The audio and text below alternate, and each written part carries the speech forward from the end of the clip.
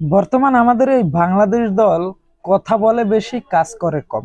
অনেকটা চাপাবাজ টাইপের, বাটপাট টাইপের। অনেকটা যে অনেকে আছে না, অনেক লোক যে তিনি পারবেন 10 কেজি নিতে, তিনি কথা বলেন তিনি 100 কেজি 50 কেজি ভার তুলতে পারবেন। আবার তিনি পারেন 10 কেজি নিতে, এমন চাপাবাজি করে শেষমেশ দেখা যায় তিনি 5 কেজি ভারও বইতে পারে না।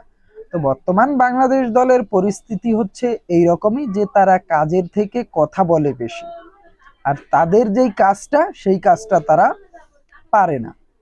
বাংলাদেশ এখন যেই খেলাটা খেলতেছে, যে এই যে 50 ওভারে 220, 230, 250-এর কোটাই পার করতে পারতেছি না, যেখানে অন্যান্য টিমগুলো 300, 350, 400 রান করতেছে, সেখানে আমরা বাংলাদেশ দল আমাদের ফুল ব্যাটিং উইকেটেও আমাদের দৌড় হচ্ছে 220, 230।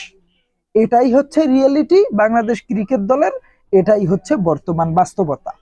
এর থেকে ভালো পারফরমেন্স বাংলাদেশ দল করতে পারে না।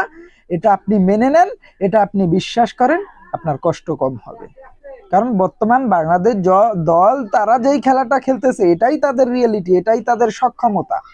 এর বাইরে তারা কিছু পারে না। মাঝে মধ্যে যেটা করে সেটা হচ্ছে ঝড়ে বক মরে, আউটস্ট্যান্ডিং ভালো, অতিরিক্ত ভালো খেলে ফেলে, সেটা হচ্ছে বাংলাদেশের জন্য কাল। আসলে বাংলাদেশের মেইন খেলাটা হচ্ছে এটাই, এই যে 200, 210, 20, 30, এখানেই বাংলাদেশের এই তরি সীমাবদ্ধতা। তো বাংলাদেশের কাছ থেকে আপনি 280, 300, 350 রান এগুলো আশা করা বোকামি। মডার্ন ডেতে অন্যান্য দলগুলো যেখানে 300, 350 ব্যাটিং উইকেটে, প্রপার ব্যাটিং উইকেটে তারা 400 রানও করে ফেলে, সেখানে বাংলাদেশের জন্য 250 রান করাই এখন দুঃস্বপ্নের বিষয়।